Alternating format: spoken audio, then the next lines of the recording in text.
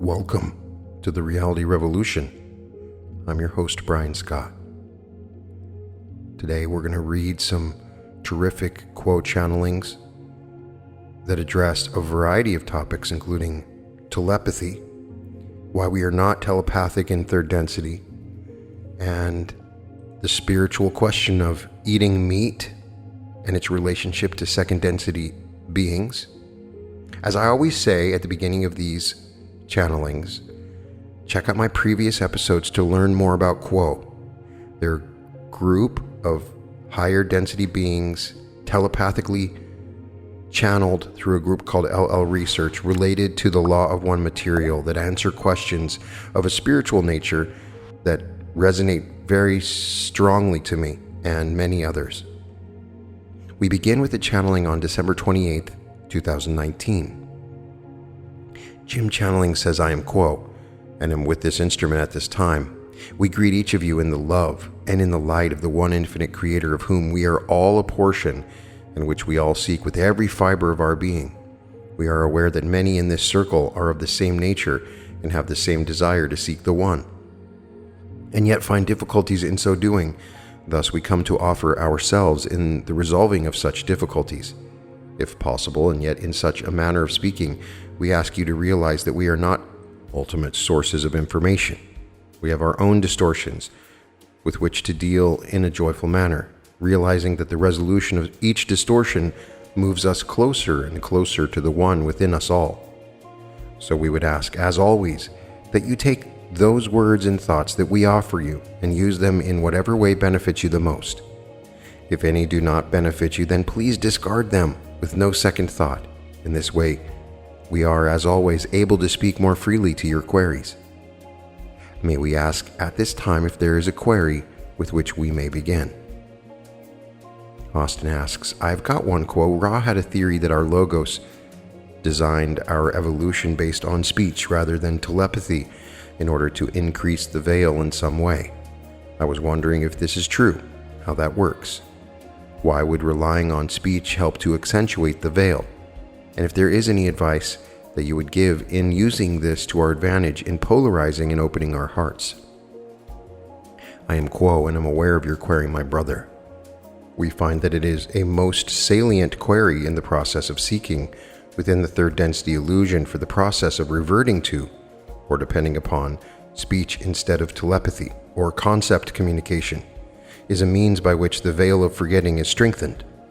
The speech that you so joyfully and occasionally carelessly utilize in your third density experience is a means by which the seeming illusory separation between you and all of the creation, and especially the one infinite creator, is enhanced. Concept communication is a means by which it is much easier for entities who are able to communicate in this manner to realize the nature of the illusion, so that the concepts, which are telepathy and precognition and so forth, then reinforce the nature of the creation as being one thing.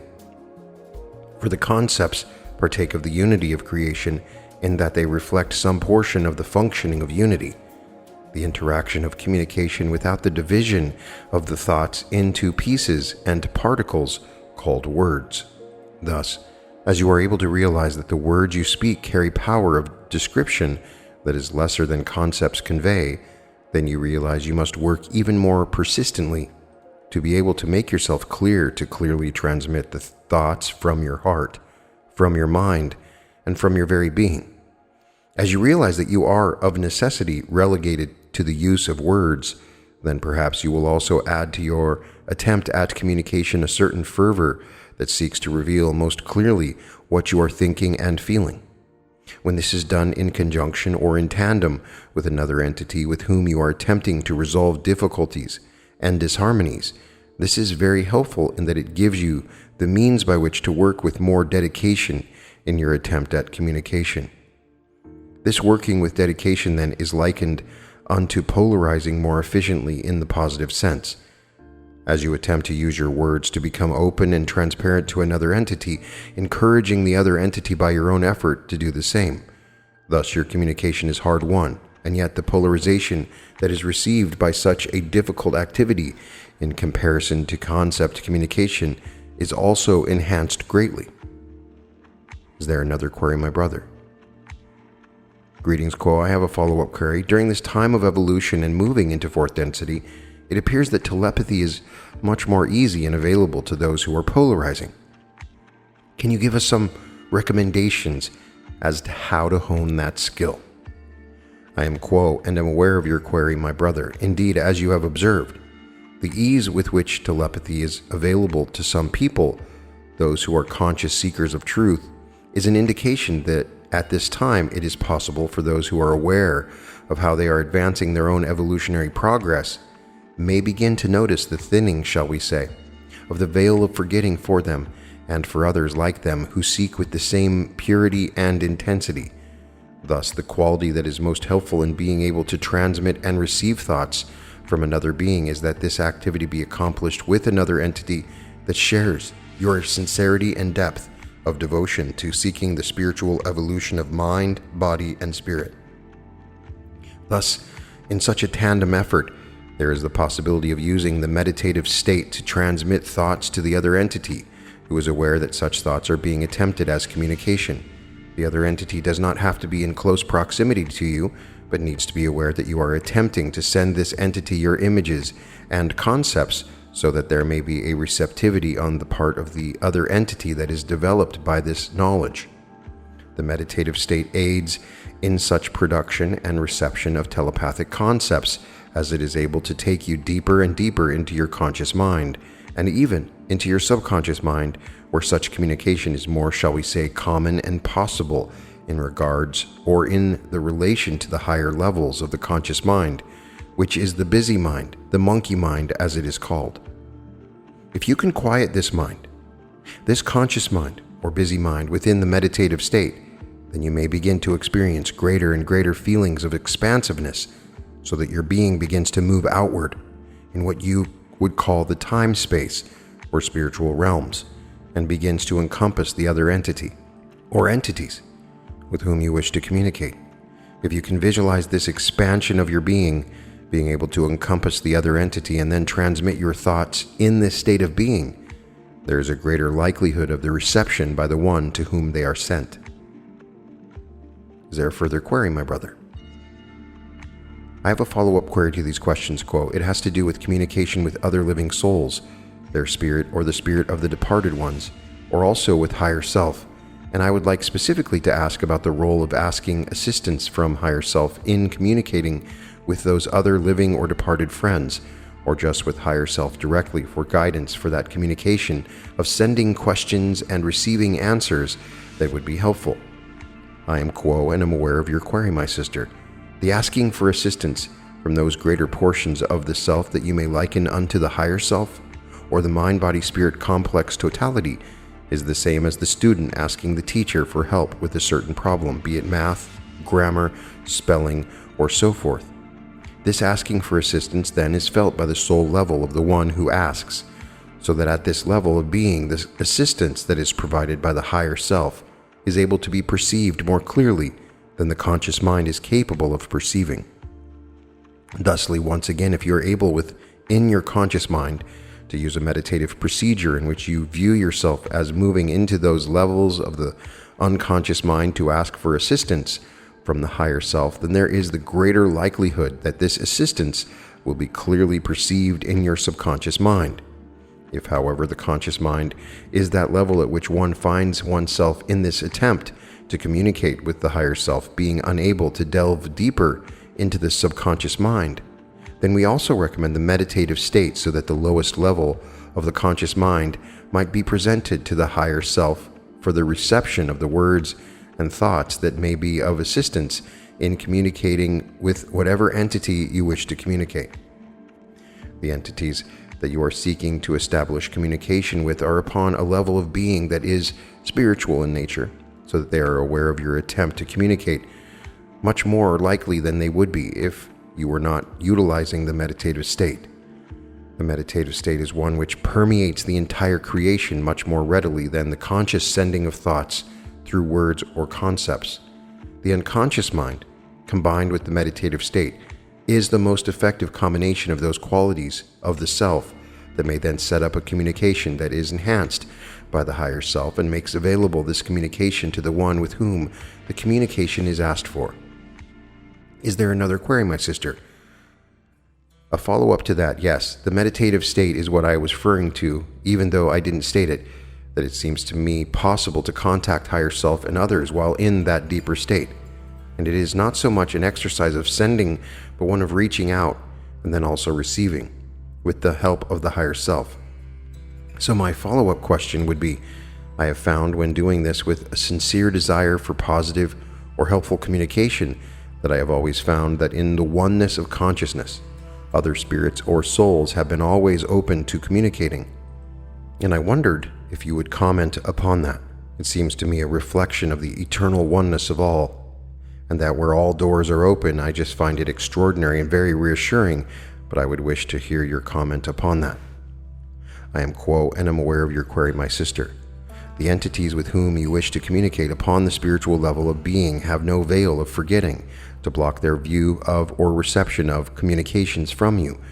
They are aware that the purpose of this third density illusion is to be of service to others, however it may be perceived by the conscious seeker of truth.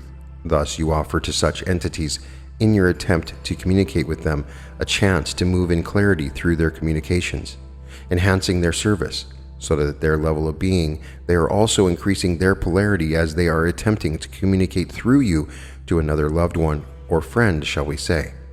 You are offering such entities a clear and purified means of being of service, a crystal opportunity in which they are all full of joy to be able to participate, for in most instances, they are unable to make themselves clearly understood to any such entities without an intermediary, such as yourself, who may call upon another intermediary, such as the higher self, and establish a communication that allows them this signal opportunity to be of service, not only to another entity, but to a loved one.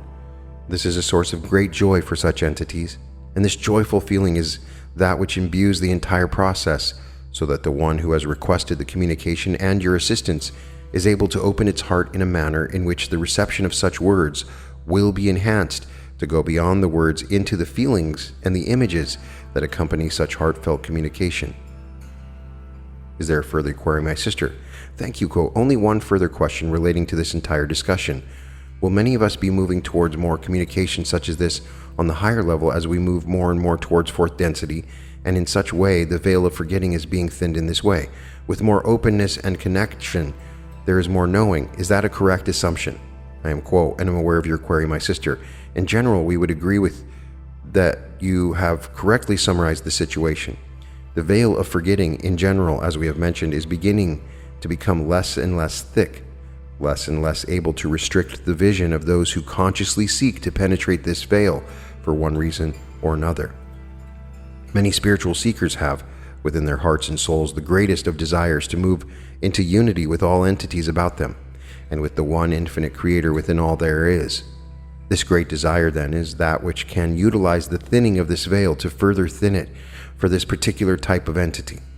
It is the spiritual determination and perseverance that are the qualities that move the seeker of truth beyond the veil to see, for the first time, the vision of unity that awaits all on the other side of the veil of forgetting. Is there another query, my sister? No, thank you, Quo. That was very helpful. I am Quo, and we thank you, my sister. Is there another query at this time? We have one from Brad, Quo, who starts with Latwii from 1982. Latwii said, when an entity passes from that which you call the incarnation and goes through the door known as death, there is a certain period in which the entity is somewhat, shall we say, disoriented, and that it is aware that its consciousness has continued, but its environment has greatly changed. The time spent in the condition of confusion is entirely dependent upon the entity's grasp of this process and its desire to seek a clear understanding of its function. Brad goes on to ask, how does one improve our grasp of this process and have a clear understanding of this process of passing through the door of death so that disorientation is minimized? The process is fearless and peaceful. How can we seek a clear understanding of the process of passing through the door of death? I am Quo, and am aware of the query, my brother. The door of death, as it has been referred to, is, for some, a fearsome possibility, for others a welcomed opportunity. It is well for any entity who wishes to consider the nature of its own potential moving through this door to see such as the greatest of liberations to drop one's own veil within the conscious mind that separates it from the unconscious mind. In the meditative state is a means by which preparation for this ultimate journey of liberation may be undertaken, for there is within the ability of each seeker of truth the chance to visualize this process as one in which the light of this illusion, as bright as it may seem to every entity within it, becomes dimmer in comparison to the great light that one will walk into as one moves through the door of death. This light may be seen in the meditative state as being that light likened unto the sun, in which life-giving energies are propelled continuously towards the one moving through death's door. This light then gauges one's ability to utilize and move further into this light. As the light is moved into, then the visualization may be seen to increase the vision of the one moving through death's door, to see those entities that are awaiting one as one moves through the door. For each entity within the third density illusion has friends, guides, teachers, and loved ones that will be waiting for it to help it penetrate what is called etheria. They will give their guidance, their light, their love, and their understanding to the entity while it is attempting to perceive them and to perceive the nature of the reality into which it has moved. This ethereal reality then can be penetrated by the entity who has the strong desire within its heart, within its mind, within its soul to move through the ethereal realm so that the realm of true being and true living is entered. And those entities who await the one moving through death's door are apparent to the entity and greet it as a long-lost friend and family member come home.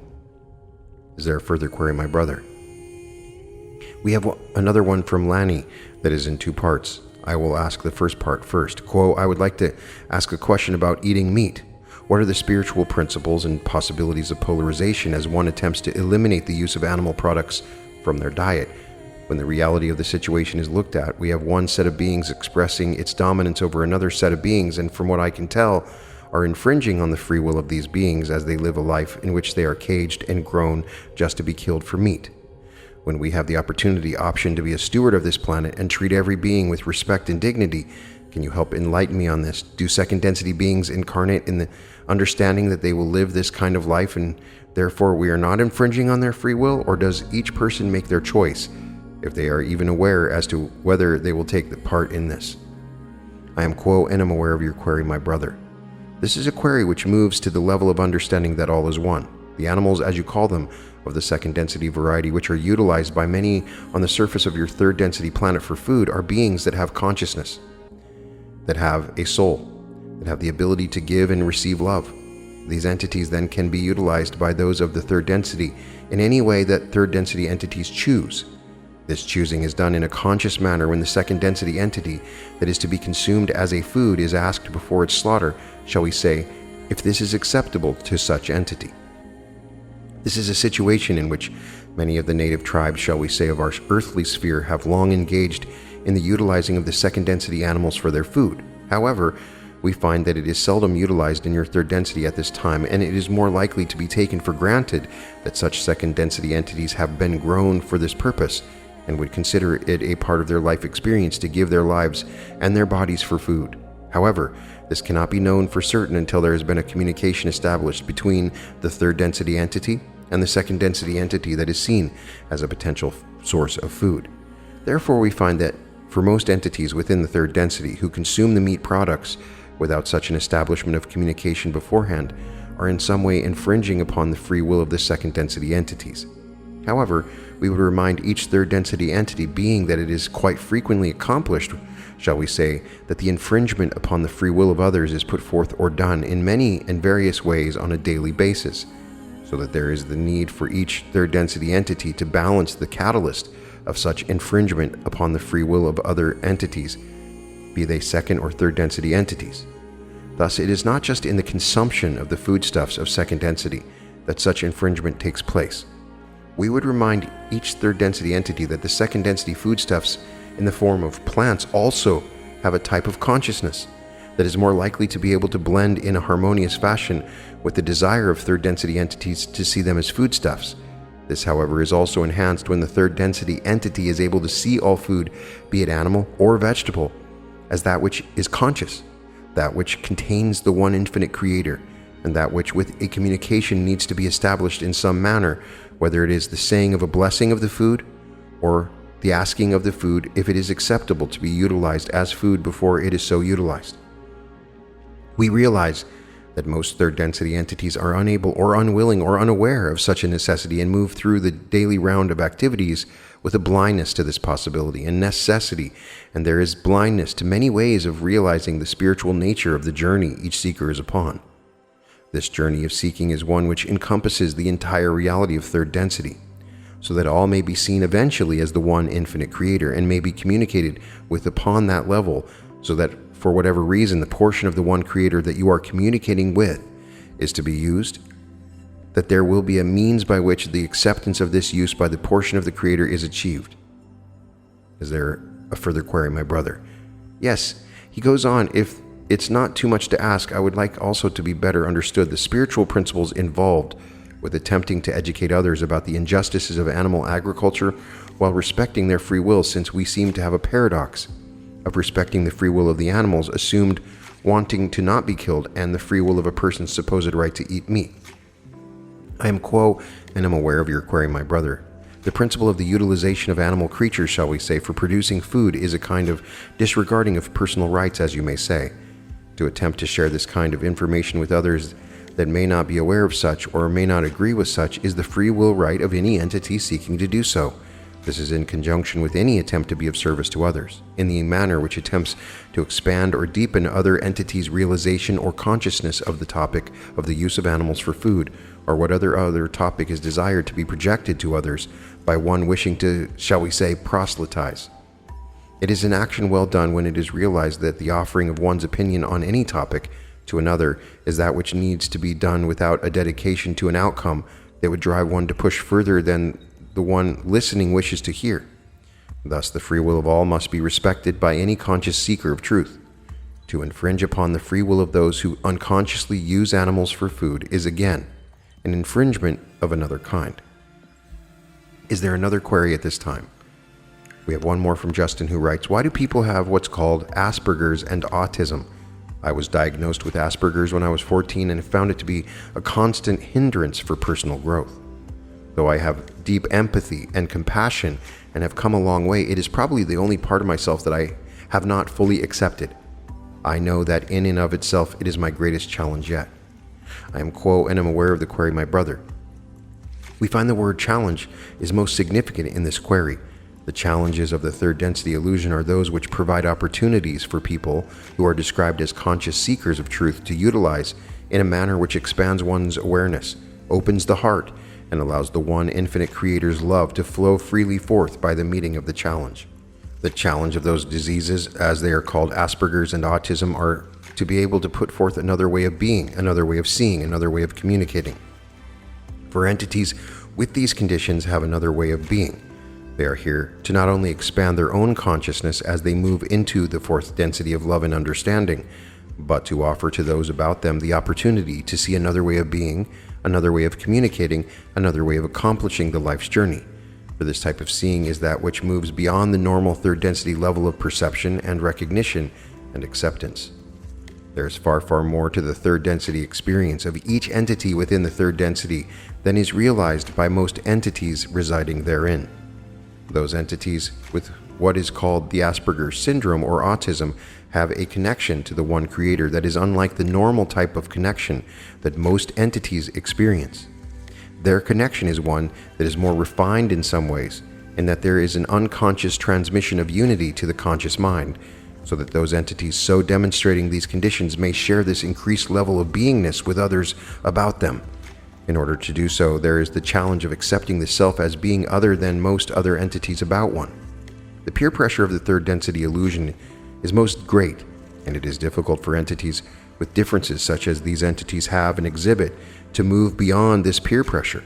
But once this is done, and once they can see that they shine like the sun in many ways more effectively, more poignantly, and more clearly than most third density entities, then these conditions can become means by which most other third density entities can expand their own awareness, not only of what is possible for others, but of what is possible for the self as it attempts to move further and further along, or closer and closer in tune with the one infinite creator within the self, within all other selves, and within the creation as a whole.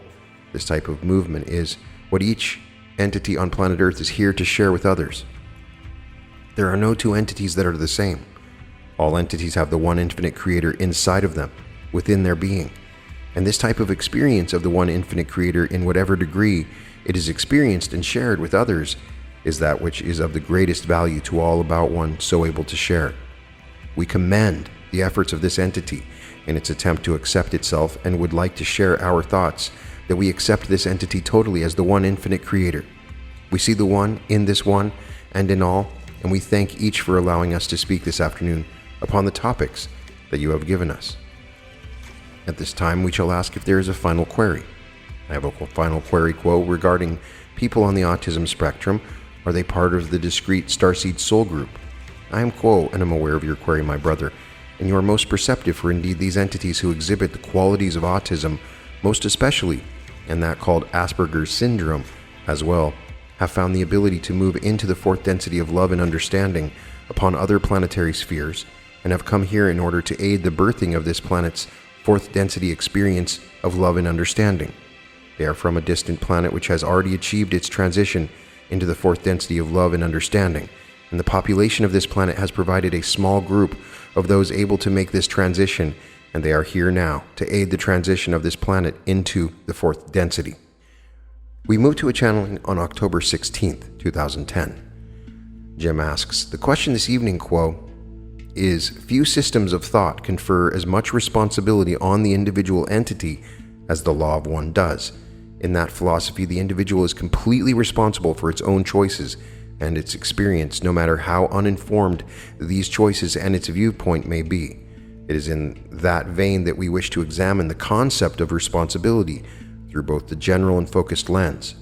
In general, to what extent is the positively oriented entity responsible for indirectly participating in activities which result in pain and suffering for others? There are many specific ways to approach the basic underlying principle of responsibility, including purchasing gasoline, using products which harm the environment, supporting or not resisting the governments which funnel the energy of their people into nefarious ends. We would like to select one particular instance of this principle for our focus. It is understood among many spiritual seekers that except in cases of human slaughter, our second density friends are routinely mistreated and abused in the process of converting their physical bodies into our meat foodstuffs. Specifically then, to what extent is the positively oriented entity responsible for suffering of the second density creatures when purchasing and consuming the meat of these animals? We are those of the principle of Quo, greetings in the love and light and the one infinite creator in whose service we come to you this evening. It is a pleasure and privilege to be called to this group and to be a part of this circle of seeking. We would agree with the questioner that the Confederation philosophy of the law of one places more responsibility on the individual seeker than most of your world's religions. Most of your world religions posit a spiritual leader or guru whose likeness, essence, or energy you follow, so that it is as though you are riding on the entity's coattails into your own open heart. Most world religions suggest that you follow or believe in that spiritual leader, whether it be Jesus or Yahweh or Allah. Indeed, the spiritual leaders who are placed in the position of being that entity which opens the heart for you are many. The law of one suggests not that you follow the creator or its prophet or representative, but that you become aware that you are the creator. Therefore, it suggests that you take the responsibility for your life, your choices, and the way you live day by day and hour by hour. It is not a philosophy that places urgency upon this quest for the truth. It is a philosophy that says that you have all the time that you need to make your choices and to follow your evolutionary path to complete the circle that you have begun from the Creator, moving through densities and densities of experience into the heart of the one Creator once again, so that your source and your ending are the same, and so that you never end. You are a citizen of eternity. You are an infinite soul stream. What you do not learn in this lifetime, you shall once again take up and study that which you have not yet completed once again, and if necessary once again, until in the fullness of time you move through the densities of choice, love, light, and unity, and finally that density of foreverness that is a mystery even to us. And in each density each experience, each day, and each hour, you are responsible for yourself, for your choices, for your intentions, for your desires. It is expected of you and built into the nature that is called human nature that you shall desire things, and you are given not simply permission but encouragement to experience those things which you desire, as long as they do not infringe upon the free will of another. For it is in experiencing those things which you desire that you become aware of what you truly desire, what you desire at a level that is deeper than the level of impulse, fad, and fashion. The great challenge in following your desires is to come to know yourself in such a way that you're able to open to yourself deeper levels of the self, levels that are hidden from society, from your culture, from your training, from all that you have learned about how the world wags, gradually unfettering yourself from those chains of learned behavior in order that you may meet a deeper level of consciousness within yourself. For you are not only that which is on the surface of your personality, you are also that which is in common with the one infinite Creator. You are a part of the Creator, and as a creature of third density, the density of choice, you have within you that consciousness that is the consciousness of the Creator, the Logos, the one original thought of unconditional love. You are love. You are capable of offering love through yourself, not your love, but the love of the one Creator that flows through you in an unending stream. And since you are a creator, although a very young and largely untrained one, you have the power to create your own universe. Now you have been given a physical vehicle. It is a physical vehicle with parameters of function. For each body to function, there are unique parameters to be met, what the nutritionist would call food values to fulfill. There are various chemicals that your body needs to function. There are various enzymes, proteins, fats, carbohydrates, the stuff of your food. You asked specifically about the responsibility that you have for what you eat. For those who have not yet conceived of the possibility of choices in this area, their responsibility is minimal. One cannot make choices if one is ignorant of the choices. Therefore, the question that you asked is on behalf of those who have awakened to the fact that all is one. You are one with the clouds and the rain, the fire that warms the hearth, the water within your body, and in all of the bodies of water within this planet. You are one with the birds, the animals, flowers, plants, rocks, each other, and the Creator. There is only one thing in the universe, and that is love. Indeed, you are seeking at this time to reduce the level of distortion in your thinking so that you may become more and more aware of that consciousness that lies closer to you than breathing, nearer than your hands and feet, the consciousness of unconditional love that is your true nature. Now, how shall an entity whose consciousness is that of pure love feed its body? We notice that you focus upon meat and the eating of it as the arena of choice. And before we address that question, we should note that not only the animals but the plants are also growing within the creation of the Father, blooming and dying at a rhythm of their own. In a very real way, it is as much of an offense, one may say, to pluck a bean or dig a potato from the ground as it is to slaughter an animal. For you have interrupted the cycle of its life and its dancing with the Creator as you do so. But to focus upon this is to digress from your query, and so we would focus upon the slaughter of animals and the responsibility that an entity has if he chooses to eat meat. One valid choice that many of those who have awakened have made is not to eat meat and to find ways to furnish the body with the protein that meat offers by eating other substances such as legumes, which contain protein. Another choice that an awakened entity has, as the questioner said, is to move to the purchase of only meats that have been humanely slaughtered. There are two sources of such meats that are generally available to entities within a reasonable amount of distance from where they live. One is to seek out a kosher store which sells meat, knowing that the priests of that religion have treated animals well and have slaughtered them in a sacred ritual, which is taken most seriously by those priests. The other is to find a biodynamic source where the same feeling of sacredness surrounds the appreciation of mammals while they live and the humane slaughter of them when it is time for them to feed their humans.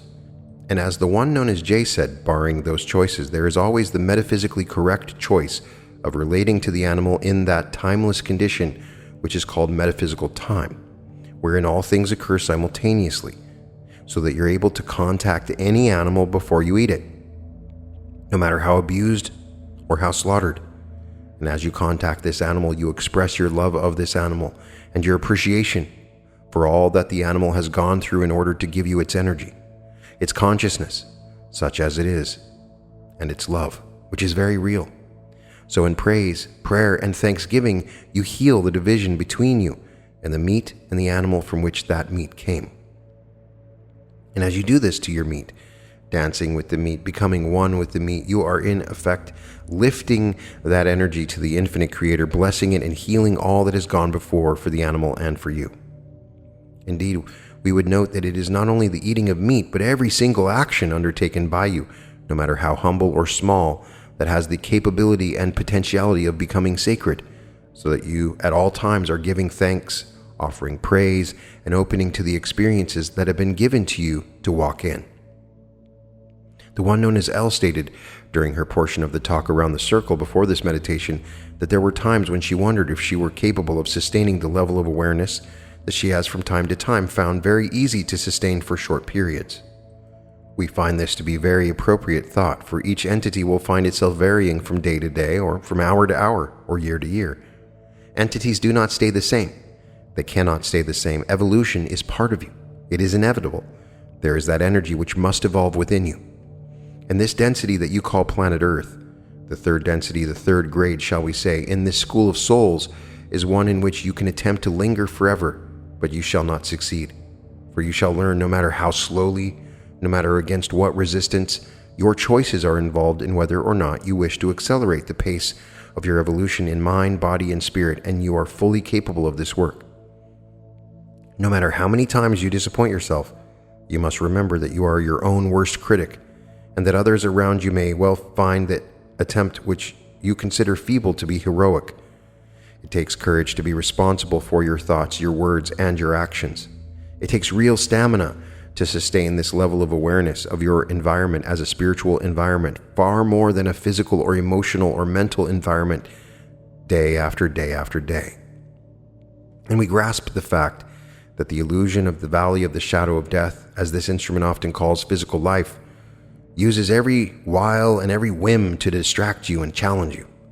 It is a kindly distraction and a kindly energy that operates in this way, for it is only within third density that you do not remember who you are, that you do not experience dancing with all of the universe, and that you do not know at first hand that all things are one. It is only within third density that you are seemingly locked within your status as a monad, a unit. When one considers oneself to be a unit moving alone in the crowd, but not of the crowd, bouncing off other entities, but not joining with them or even harmonizing with them, the world becomes meaningless, as the existentialists have so beautifully pointed out in so many works of art. And if you assume that the world has meaning, and that you are worthy to be a part of the creation, to be part of love itself, then everything has meaning. Everything fills your heart and gives you food for thought, catalyst for growth. So the question becomes, my friends, how to sustain a consciousness that is capable of approaching every meal with the awareness that perhaps the asparagus screamed as it was broken off of its mother. Perhaps the green beans cried to be taken from the vine. Perhaps the steer did not wish to leave its pasture, no matter how pitiful.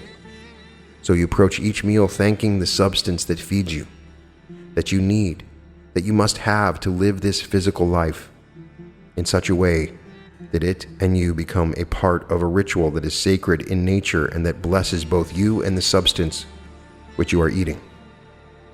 The answer, my friends, is simple, yet very difficult for those who live in the density of choice. You must make friends with the silence. You have heard of the still small voice of the Creator. It is still. We cannot say it is small. There are many ways to be silent before the Creator. Some of the most common you immediately think of as being the whole of the way to be silent before the Infinite One, to go to church or the synagogue or the ashram, to pray, to meditate silently. These are all powerful, effective ways to answer the silence and to tabernacle with the one infinite Creator. But there are other ways to invoke the Creator in silence. Certainly the one known as G could speak very highly of communing with nature in nature, where there are no traffic lights and horns to honk and people to brush across one without realizing that he or she has brushed against the Creator. You can find silence within yourself in the noisiest place when you know how to get there. It is a matter of practice, my friends. It is a matter of making new habits, as the one known as El noted. It is not always that easy to break the old habit or to create a new habit that is truly satisfying. But it is worth the effort that it takes to gain the habit of habitual inner silence. When you have silence within yourself, it does not matter how noisy the environment or how chaotic the minds of the people around you, no matter how sensitive you are to others. When you find yourself and are able to live in your open heart, you have the balm of Gilead waiting for you to close as your next thought. There are even ways to tabernacle with the Infinite One that do not seem to be silent. This instrument, for instance, often sings hymns that place her in a certain frame of mind and move her into worship and devotion. These offer the same benefit as the silence. Again, it is a matter of the repetition of your practice. That which works for you, we encourage you to repeat. Repeat it again and again, and continue through the chances and changes of everyday life. The good times and the difficult ones, until the habit is so much a part of your experience that lacking it, you hunger and thirst for it and must seek it once again. Realize too that each of you has a different personality. Some of you are going to relate to the responsibilities that you have as a creature capable of making its own choices from the standpoint of beauty, others from the standpoint of truth, others from the standpoint of a life in faith. These are alternate but equally powerful and effective avenues through which to seek the truth. In whatever your personality, we encourage you to believe in yourself, to know that you are loved beyond all understanding by the infinite Creator, and to know that you are capable of offering through yourself and out into the world with your blessing that same creative energy, not from your own self, never from that seemingly limited personality where you shall soon run out of love and simply be exhausted, but allow the energy of the one Creator to flow through you and out your eyes, out your mouth, out your hands, so that you see with eyes of love, you speak with words of love, and your hands contain love as they move. What shall you choose? Service to self or service to others? What shall you desire? How shall you set your intention this day? For you have the ability to set your intention each and every day. These are questions you may ponder. And as you approach your next meal, allow yourself fully to imagine what you might actually do to square with yourself this increasing awareness that you have of the sacredness of all life. There are options. There are viable choices that you may make in response to your own feelings of responsibility. Insofar as it blesses you to follow through with these thoughts, by all means do so, and they too shall become a vehicle to you for advancing your awareness of who you are, whose you are, and whom you serve. May we thank you for this query and ask if there is a follow-up to it at this time. Thank you, Quo, for offering your thoughts, and thanks to this instrument for serving in her capacity to transmit your thoughts. I've listened as carefully and as closely as possible to what you had to say, and I found little that responded to the question of responsibility. You suggested that as a possibility one could offer praise and thanksgiving for their food, and you even encouraged that. And you also mentioned viable other alternatives for the entity with the growing awareness of the suffering of animals. But I didn't quite hear anything about whether we are actually responsible for the suffering of other entities by participating in a system which perpetuates their suffering. I would appreciate any insight you may offer on that question. We are those of Quo, and we thank you, my brother, for this query. We had inferred the answer to your question, but apparently it is far better for us to be more specific, and we are able to do this without infringing upon your free will, so we shall proceed. Are you responsible for the fireworks that are going off outside this dwelling? Are you your brother's keeper? In truth, other entities and their actions are not within the purview of your choices. Your choices are those within your ability to make. You cannot be responsible for the folly of others except insofar as you are given the light to feel that you wish to take on a crusade to change others' opinions, to change policy, and so forth. Spiritually speaking, your choices are all within yourself, and within yourself you have the power to do that which you feel is right. We do not move into the question of responsibility for your brother's actions. And we would say, my friends, your brothers and your sisters' actions, except for the most part, decisions such as war and slaughter made by those of the male biological principle upon your planet. Consequently, there is, in common in both war and slaughter of animals, the ability to block out that which is inconvenient in order to secure and use resources that are deemed necessary for the tribe. This is an entirely different question and would take us some time to respond to in the detail which we used in the working with the basic query, which was where you were responsible for the meat that you eat, in that if you eat meat that has been slaughtered by another, you are buying into or inferring acceptance of that which you, in fact, do not accept. We were attempting to explain that you have the capacity at various levels to erase and heal those perceived errors by the way you choose to treat that which is before you, whether it is meat or war or whatever you have come upon that is suddenly in your face. Food is a handy and excellent example of that which you are responsible spiritually speaking, because you eat several times a day. It is far more easy to speak of how you choose to heal the imperfectly slaughtered or harvested animal or fruit of the vine or grain or earth than to speak of other things which you mentioned, such as war and the use of bounty of the earth, which it took your planet millions of years to collect and secrete away from its precious surface inhabitants. That being oil and coal and other things that are buried, that your society has brought up out of the depths of the earth where it belongs, where it does no harm in the air, the water, and the earth, thus polluting and altering your planet. May we answer your question further, my brother? I sincerely appreciate the more focused response you've given me, food for thought, and in order to question further, I would definitely have to read over the excellent material you've offered, so that it is on my personal end thank you quote. May we thank you with all our hearts, my brother. It is our joy to work with your energy and with the refinement of your queries. May we ask at this time if there is another query in this group. Quo, as it seems that there are no queries in this circle, I have questions from readers abroad. The first is from A in Seattle, who writes, without infringing on anyone's free will, would you be able to give us information about the cause, purpose, and treatment of Alzheimer's disease, both for individuals who are diagnosed with it, as well as their caregivers? What is the best way to think about this affliction and to be best able to handle the knowledge that one has been diagnosed, as well as ways to minister best to those who have it? What are the spiritual principles involved with this disease, and what are the best ways to prepare individuals to deal with it? We are those of Quo and thank the one known as A for this query. My sister, the spiritual principle involved in thinking about this is that principle which states that which occurs is perfect and planned aforetimes. In times of the Alzheimer's disease, so called, it occurs when an entity has learned all that it can learn, has endured all that it can endure, when it is at that level at which nothing more can be done in the incarnation, and the healing will need to take place at the metaphysical level after the entity has healed into larger life. In that condition, that which has been lost is restored. The surface personality returns to the soul stream with its suffering and its pain, and there is ample energy available to heal the incarnation. It is a very helpful thing to heal the incarnation during the incarnation, so that one approaches one's deathbed ready to sing Hallelujah, Hallelujah, Hallelujah, as did the one known as Yeats. But it is not necessary, for that which is not healed in the lifetime shall be healed after the lifetime and before the next experience is chosen. So when an entity is exhausted and has not been able to heal its own incarnation, there is the blessedness of the forgetting. Now, sometimes it is unfortunately so that this fog that descends does not remove all that is unhappy. But the basic reason for the gradual release of memory is that the entity involved can no longer process catalyst effectively. The use of this for the caretaker can be thought of under the basic spiritual principle of being of service to others rather than the self.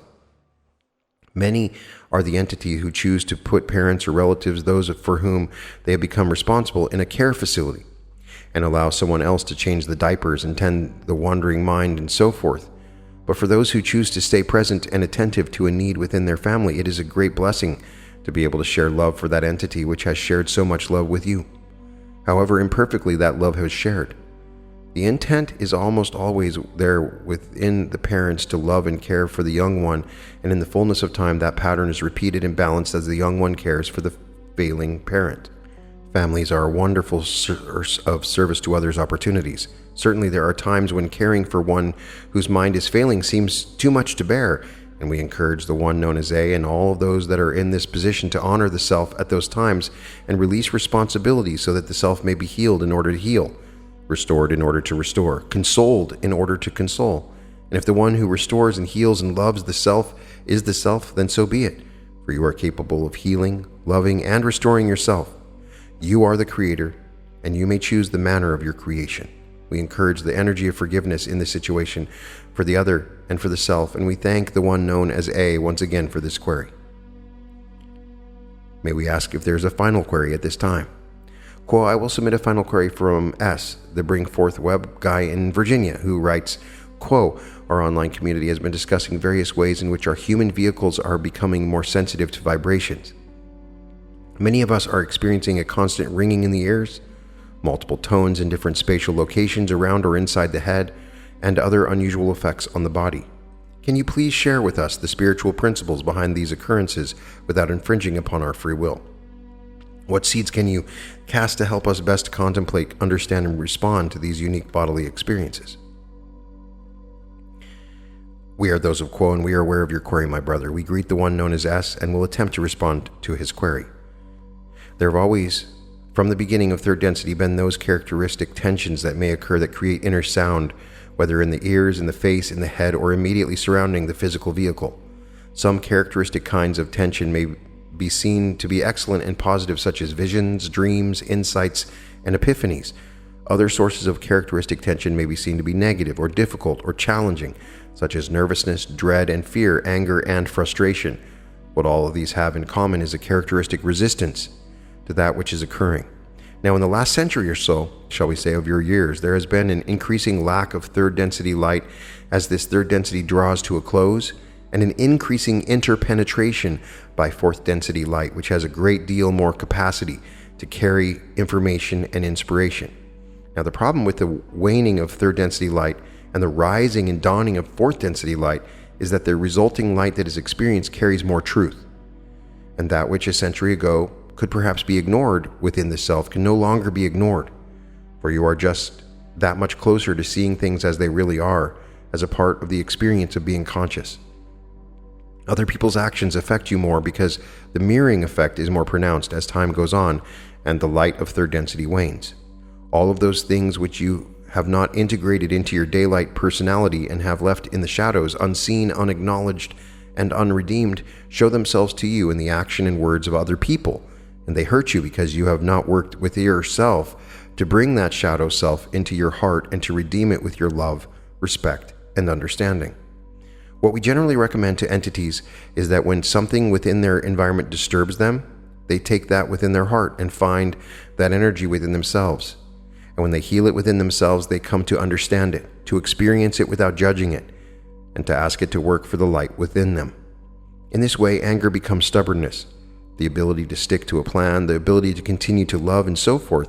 It is the work of a lifetime to interiorize, bless, and redeem the shadow side of the self, which is outpictured in the shadows of your planet, its people and its behavior at the personal level and at the level of nation states and all levels in between. But it is work which you will find to be very rewarding, because as you reduce the distortions within yourself, as you become more balanced and able to see love, hope, faith, and consolation, so you are more able to offer to those whose eyes you meet an awareness of them as loved, consoled, and forgiven. We find that this instrument's energy begins to wane, and this group is becoming wary of sitting, and so we would, at this time, with some reluctance, we will admit, take our leave of this group whose company we have so enjoyed and whose beauty we have so beheld. Truly, the energy that you have built together creates a dome of light far above this dwelling. We thank you for taking the time out of your busy lives to seek the truth together this evening. We thank you again for calling us to your group, and we leave you, as we found you in all that there is, the love and the light of the one infinite Creator. We are known to you as the principle of Quo. Adonai, my friends, Adonai. And this concludes these channelings. There's some interesting points that are made here. Very, very powerful. You may have started to experience some telepathy.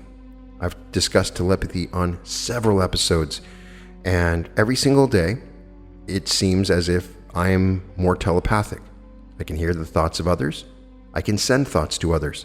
For many, they're not aware of this, or in many cases, they are hearing thoughts and they are not aware that those thoughts are simply a telepathic message from someone else.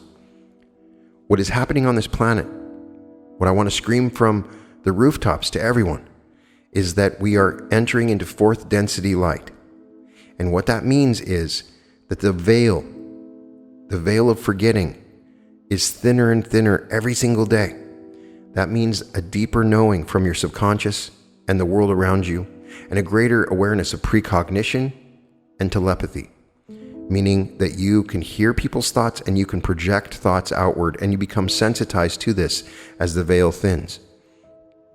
In pure fourth density, when the veil is gone, we are aware of everyone's thoughts all the time, and we're preparing ourselves for this. There's an interesting point that's made at the beginning of this, that by having the veil and by speaking with words as we do, it creates this environment that we're in, where we have to make a choice and where we have these catalysts. And we're not aware that there is this creator, that we're not aware of the unity and oneness of all. That's what is so amazing, is this incredibly unique time that we're going through, is that we're experiencing that third density veil, but we're also starting to taste this fourth density light. And it's amazing. Imagine for a second the world in which we would live, where words are not required. Pure fourth density, there is no words being spoken with mouths. If I was to tell you about a movie, for instance, if somebody said, "Hey Brian, explain the Star Wars trilogy, the first Star Wars trilogy," I would show you in my mind. I'd explain it in my mind. Boom. It would be so much more effective to understand it. Anything that you could explain is always going to be a little bit more muddled than if you could send it telepathically. If you were talking to a friend and you wanted to talk about your experience, maybe you got pulled over by the police and you got a speeding ticket. The ability to actually share that experience telepathically would be way more interesting than if somebody said words. Words will always fail.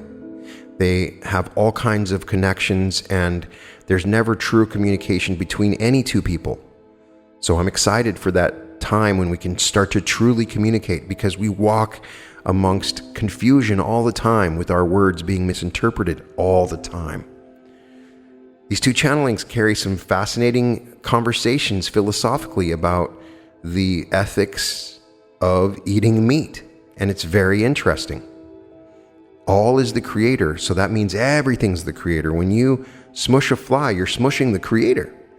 And as they said, the bean could be screaming when you pull it off the stalk. The strawberry that you pull from the bush could be screaming. All is the creator. Life feeds on life. So there's an interesting technique that's given here. If you struggle with the morality of eating meat, then don't eat meat. That's certainly your choice. But if you are still a meat eater, you can, in space-time, go back and bless that animal, which is simultaneously alive in all times, and thank it for the energy that it is giving. It's already been killed. By the time you're getting that meat, someone else has killed it and gone through that process. You can eat kosher meats knowing that the animal is killed in a more humane way. But if not, you can reach back through time and space and thank the animal, ask for its blessing. I'm going to try to do this. If I eat meat in the future, I'm going to treat it like it's blessed. We are walking amongst the creator, and all things are the creator, and that includes the things we eat. And it's a bizarre thing about this creation that we eat ourselves, essentially, because we are all the creators. So for us to survive, we end up eating portions of ourselves.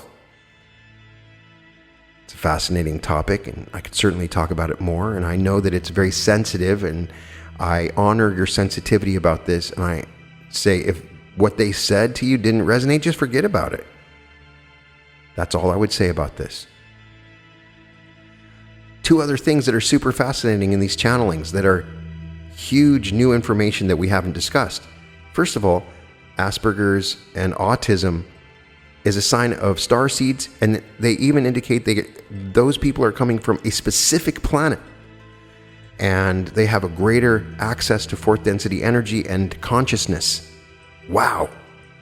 That is huge, and it has huge implications. If you know someone in your life that has Asperger's or autism, honor them, because they are in a different level of consciousness, which may be uncomfortable in this third density, but they have something to share, and that's super fascinating. The other thing is the discussion of Alzheimer's. They're saying here that it is a part of the healing process. It's a point that you reach where you're not able to process catalyst anymore. And the forgetting is sort of a healing, a blessing before you go into death. Wow, just wow. As someone that watched my father go through dementia, it did feel like it was a spiritual sort of disease. For some, I think it's a blessing. They hold on to their past and it bothers them. By forgetting, they're allowed to let that go. And sometimes forgetting is a wonderful thing. It allows them to be in that present moment. Now, I know that it's a struggle. If you have a family member with Alzheimer's, my heart goes out to you. It's a struggle, but there is a spiritual aspect to this disease that we should consider. In any case, you can find all episodes of The Reality Revolution at therealityrevolution.com. Check out my playlist on Quo and the playlist on the Law of One for further information from Quo. Make sure to check out llresearch.org. They have some amazing information and many, many other channelings. I'm sending my light and love that flows through me to you, hoping that you have a fantastic day, and welcome to the Reality Revolution.